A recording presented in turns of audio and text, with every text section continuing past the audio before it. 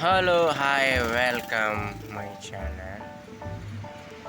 Road మధ్యలో భూగర్భ నీటి ట్యాంకులు పార్ట్ 2. శతాబ్దం గడిచిన ఈ నీటి తొట్టెలు రోడ్డు మధ్యలో ఎక్కడున్నాయో గుర్తించేందుకు వీలుగా ఇటుకలను వృత్తాకారంలో నిర్మించారు.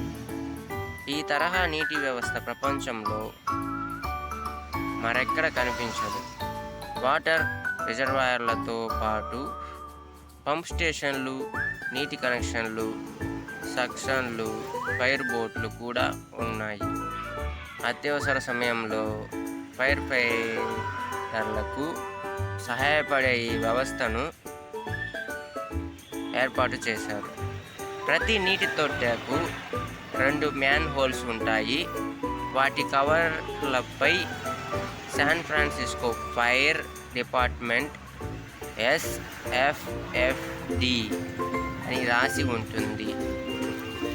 ఒక్కో నీటి తొట్టెలో 75,000 నుంచి 2 లక్షల గ్యాలన్ల వరకు నీరు పడుతుంది.